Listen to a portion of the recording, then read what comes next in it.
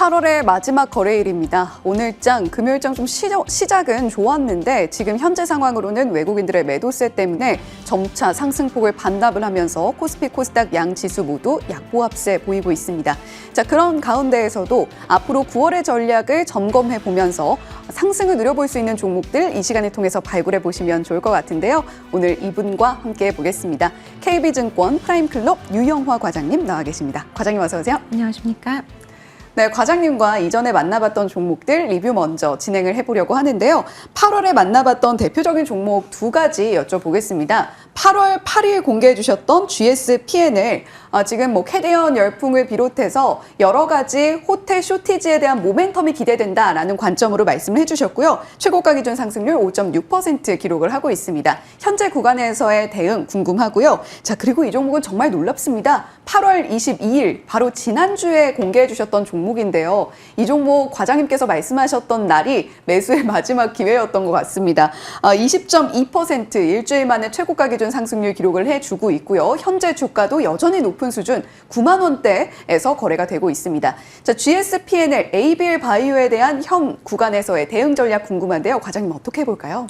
네, 일단 그 GS P&L 같은 경우는 주가는 이제 실적 발표 이후에 일단은 급등을 했다가 지금은 약간은 횡보하는 수준이긴 하지만 저는 여전히 3분기 실적에 대한 기대감이 상당히 높다라고 보고 있기 때문에 홀딩 전략을 말씀을 드리고 싶고요.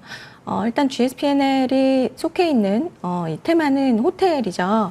호텔은 10월에 상당히 기대감이 높습니다. 10월에는 일단은 중국의 국경절이 있고요. 그리고 두 번째로는 무비자 입국이 10월에 또 겹칩니다. 그래서 그런 긍정적인 부분들이 자리하고 있고 마지막으로는 지금 가뜩이나 서울 수도권에 이제 호텔이라든지 숙박시설이 쇼티지인 상황에서 에어비앤비 쪽에서 10월 중순부터 약간 이제 등록이 안 되어 있던 이런 부분들을 영업을 정지시키겠다라는 얘기들을 하고 있어요. 그래서 이런 부분들이 나온다면 저는 지금 현재 부족한 객실이 조금 더 심화될 수 있다라고 보고 있기 때문에 GS P&L의 가치는 더 올라갈 가능성이 높다라고 보고 있고요.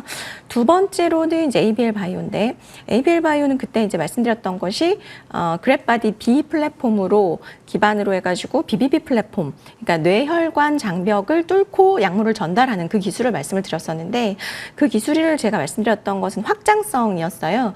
그런데 그 이번 주에 지난주 이번 주 이렇게 통틀어서 전반적으로 이제 그 우리 비만 치료제에서도 이 ABL 바이오의 그랩바디 B의 플랫폼이 적용될 수 있다는 얘기들이 나오고 있어요. 핵심적으로는 이제 우리가 비만 치료제를 먹으면 지방도 감소하지만 근육도 같이 감소하게 되거든요. 근데 그 근육이 감소하는 부분을 그랩바디가 이제 좀 해소시켜 줄 수 있는 거죠. 그래서 근육을 강화시켜주는 물질을 또 투여를 해줄 수 있기 때문에 전달 플랫폼에서의 확장성을 이야기가 나왔고 그 부분에서 저는 좀 긍정적으로 또 이제 밸류에이션이 좀 되고 있다. 그래서 저는 여전히 좋고 일단은 오버행 이슈가 아직 다 100% 해소된 건 아니지만 만약에 오버행 이슈로 빠진다라고 한다면 분할 매수로 계속 접근하셔도 좋지 않나라는 말씀 드리고 싶습니다.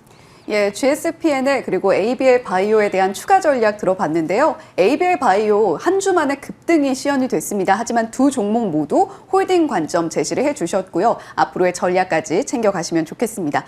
자, 오늘 이제 본격적으로 잠금 해제 종목 발굴을 들어가 보도록 할 텐데요. 저희 유튜브 채팅창에 애기 아기씨님께서 와우 유 과장님 시장 분석 잘해주시고 좋은 종목 소개 많이 해주신다면서 제가 좋아하는 분이라고 또 말씀을 해주셨네요. 자, 그럼 유 과장님께서 오늘 과연 어떤 종목을 발굴해 주실지 첫 번째 헤드라인 만나보겠습니다. 첫 번째 헤드라인입니다. 증권가에서 반도체 수출 호조를 바라보면서 어떤 종목을 주목해 볼까 고민하고 있는 듯하죠. 삼성전자와 테스를 주목해 보자라는 목소리가 나오고 있습니다. 자, 테스가 호실적 행진을 이어가고 있는데 이러한 흐름이 하반기에도 과연 이어질 수 있을까요, 과장님? 네, 이제 그 반도체 소부장, 특히나 이제 장비주 중에서 HBM의 등장으로 인해서 좀 분류가 됐던 것 같아요. 레거시와 이제 그 HBM으로. 사실은 부각이 많이 안 됐던 종목이 이제 테스인데, 테스가 최근에 중소형주 반도체 중에서 주가 흐름이 괜찮은 상황으로 판단이 되고 있고, 이는 결국에는 이제 2분기 실적에 대한 기대감, 에다가 결국에는 이제 향후에 뭐가 이제 모멘텀이 있냐인데 신규랑 고가 장비 비중 확대가 좀 예상이 되기 때문에 이러한 모멘텀들을 조금 지켜볼 시기가 왔다라고 말씀을 드리고 싶고 그래서 오늘 이 종목을 갖고 나왔습니다. 예, 삼성전자 그리고 테스 주목해보자는 증권가의 의견이 나오고 있다라고 말씀을 해주셨는데 자, 오늘 첫 번째 잠금 해제 종목은 바로 테스입니다. 테스의 두 가지 모멘텀 바로 열어보죠. 첫 번째는 증설에 대한 이슈로 테스가 누릴 수 있는 수혜는 무엇이 있을까 함께 고민을 해보겠고요. 두 번째는 반도체 전공정 장비 쪽의 앞으로의 전망도 함께 여쭤보도록 하죠. 자, 첫 번째 증설 이슈가 SK하이닉스는 있었습니다만 삼성전자도 추가적으로 증설을 하나 봐요? 네, 삼성전자라는 기업은 매년 한 50조 정도의 캐펙스 투자를 지속했던 기업인데요. 작년과 올해 사실은 다른 기업 대비해서 사실 업황이 막 그렇게 두드러지진 않았어요. 그렇기 때문에 전환 투자 이외에 전체적인 시장을 봤을 때 SK하이닉스만 이제 적극적으로 캐펙스 투자를 했던 상황이고 삼성전자는 사실은 이 캐펙스 투자가 굉장히 좀 소극적이었어요. 그래서 평년에 비해서 절반도 안 되는 수준의 이제 캐펙스를 집행을 했기 때문에 관련된 밸류체인들 최근에 아마 반도체 소부장을 그렇게 강력하게 추천하시는 분들 별로 없었을 거예요. 예. 좀 잊혀져 있었는데 그런데 이제 삼성전자가 전공정 쪽에서 원시 나노 개발을 지금 하고 있고 그리고 하반기 쪽에 P4 라인의 이제 증설을 준비 중이라는 이야기들이 지금 나오고 있습니다. 아무래도 삼성전자가 HBM 공급 축소로 인해서 시장 그 점유율이 상당히 감소되어 있기 때문에 이런 부분들을 타개하기 위해서 아마 적극적인 증설에 지금 돌입을 할 것으로 예상이 되는 상황이고요. 그러니까 아까 말씀드렸듯이 연에 50조를 했었는데 그 절반도 못했으니 그거를 이제 미뤄서 할 거고 그리고 이제 그 미국 라인도 계속 증설을 할 거라 본격적인 삼성의 밸류체인 증설 수혜주들을 좀 보실 타이밍이라고 보고 있고요. 실제로 지금 이제 그 원시나노 아까 말씀드렸던 게 올해 초만 해도 수율이 30%가 안 나온다는 얘기가 있었기 때문에 예. 계속해서 사실은 이제 장비주 쪽은 조금 뒤로 봐야 된다라는 이야기들이 있었는데 아마도 지금 원시나노 쪽에 수율이 50에서 70까지는 올라왔다라는 얘기들이 나오고 있기 때문에 아마 본격적으로 하반기 그리고 내년까지도 증설을 진행을 할 것 같고요. 기본적으로 이제 HBM4에 대한 기대감이 상당히 지금 높습니다. 아마 이 부분은 아마 10월 말에서 11월 정도에는 좀 이야기들이 좀 나올 것 같은데 어쨌든 고객사의 퀄 진행이 지금 되고 있고 진행 속도라든지 공급량에 따라서 증설 속도를 아마 조절을 할 가능성이 있다라고 보고 있고요. 아까 말씀드렸던 이제 국내 같은 경우는 이제 P4 라인을 주목을 해야 되겠지만 이제 미국 증설도 지금 수주를 받아놓은 상황에서 확정된 미래이기 때문에 그런 어떤 여러 가지의 부분들을 봤을 때는 저는 개인적으로 삼성은 이제 캐펙스를 집행할 타이밍이 도래했다라고 보셔도 좋을 것 같습니다.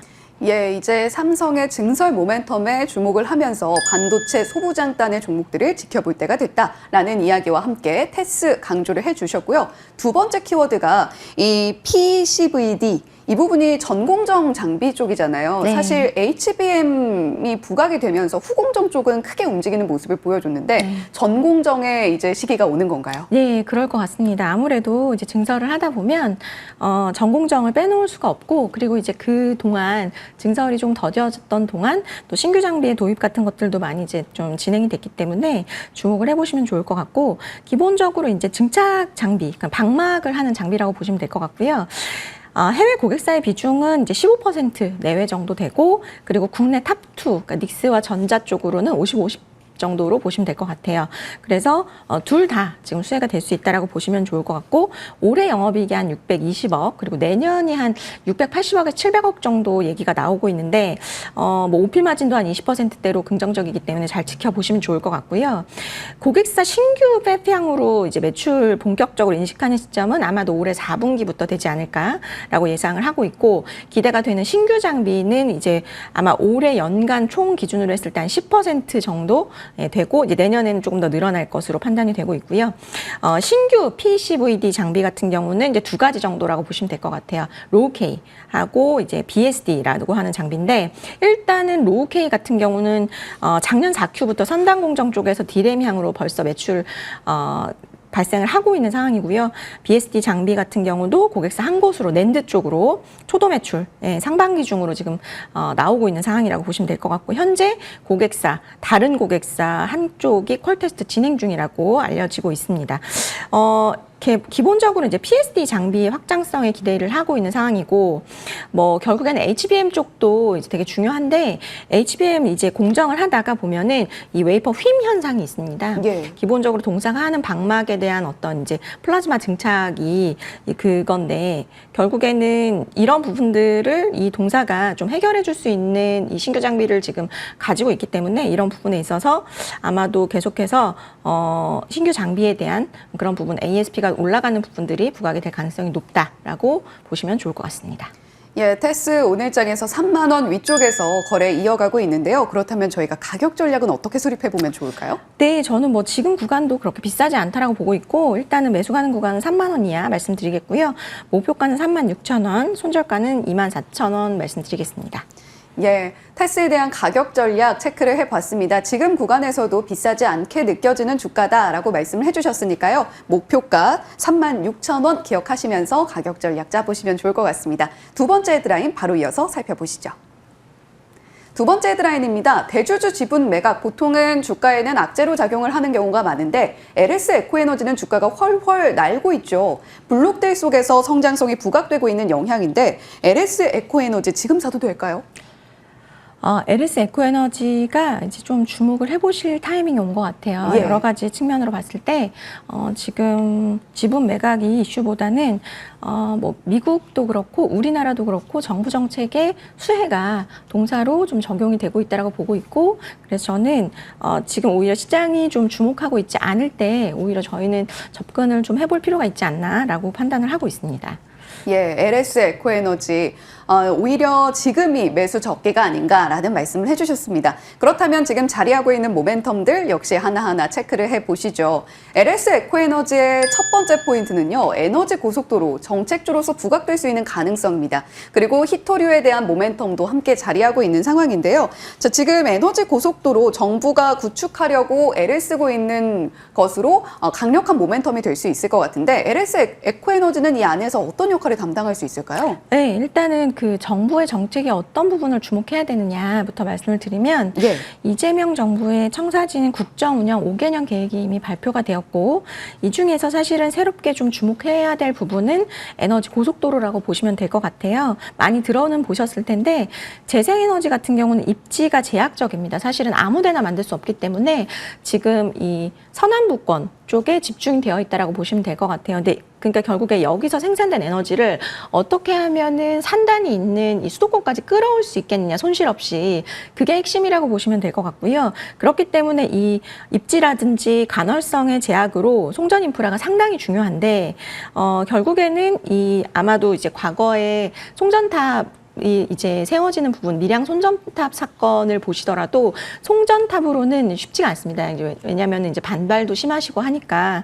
그래서 결국에는 이제 에너지 교통체증을 이제 해결하는 부분에 있어서 U자형 해상 전력망을 구축하겠다라는 게 이제 솔루션이고요. 그러니까 해저 케이블과 HVDC를 결합한 형태로 아마도 에너지 고속도로는 아마 구체화가 좀 되지 않을까라고 생각을 하고 있고, 그래서 2030년까지는 이제 서해안 에너지 고속도로 구축을 하고 2040년까지 한반도의 U자형으로, 그러니까 한쪽을 하고 그다음에 나머지 쪽 하면서 U자형으로 이렇게 해상 전력망을 구축하는 것을 목표로 하고 있고, 아까 앞서 말씀드렸듯이 해상 전력망과 HVDC가 결합한 형태로 진행이 된다라고 한다면 동사의 해저 케이블에 관련된 아마 부분이 수혜가 될 수 있고, 그리고 지금 LS 전선 아시아에서 23년도에 이제 동사 에코에너지로 사명을 변경하면서 신규 사업으로 해저 케이블 그리고 히토류 사업을 추가를 했어요. 그래서 지금 두 가지 모두 잘 진행을 하고 있기 때문에 앞으로도 좀 잘 지켜보시면 좋을 것 같다.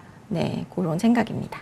예, LS 에코에너지 대규모 블록딜에도 불구하고 우리가 지켜볼 만한 강력한 모멘텀 중에 하나는 바로 이 에너지 고속도로 이슈다라는 점을 짚어주셨고요.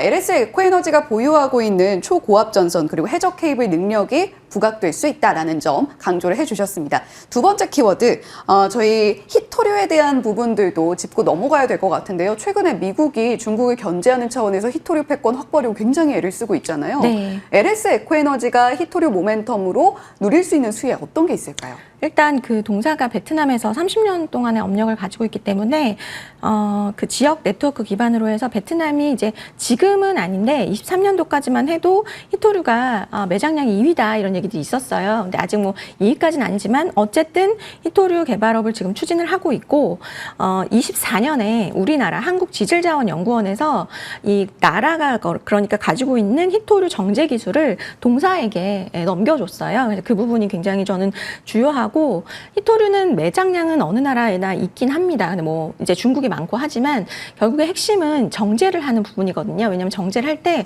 방사능 물질 같은 것도 나오고 폐수도 나오고 하기 때문에 이 부분을 이제는 앞으로 동사가 이제 해나가려고 하는 상황이고 결국에 연구자석까지 밸류체인을 수직 계열화하면서 동사가 아마 국내에서는 히토류 사업을 전담하는 그런 형태로 가지 않을까라고 생각을 하고 있고 이 부분은 지금 미국이 굉장히 급한 상황입니다. 지금은 조선이 굉장히 부각이 되었지만 미국은 이 히토류에 대한 어떤 이제 우방국의 밸류체인들도 굉장히 좀 신경을 쓸 가능성이 있기 때문에 이 부분에 저는 좀 집중을 하시면 좋을 것 같다 말씀을 드리도록 하겠습니다. 예, 히토류 패권 굉장히 중요한 이유가 모든 산업군에 거의 다 투입이 된다라는 점입니다. 하지만 정제에 있어서 어려운 점들이 많기 때문에 LS 에코에너지가 확보한 이 베트남 히토류 채굴권 분명히 모멘텀으로 강력하게 작용할 수 있다라고 말씀을 해주셨습니다. 자, 가격 전략 들어볼까요? 네, 매수 가는 구간 4만 원 이하고요. 목표가 48,000원, 손절가는 32,000원 말씀드리겠습니다. 예, 목표가 48,000원 잡아주셨고요. 오늘 가격이 딱 4만 원대에서 거래되고 있는데 매수가로 4만 원 제시해 주셨다는 점도 참고해 보시면 좋겠습니다. 저희 유튜브 채팅창에 작은 농부님께서 두 종목 질러버렸네요. 또 이런 이야기 해주셨는데요. 가격 전략 꼭 체크해 보시면 좋을 것 같습니다. 자, 오늘 금요일에 잔금 해제 KB증권 프라임클럽 유영화 과장님과 함께했습니다. 오늘 말씀 고맙습니다. 감사합니다.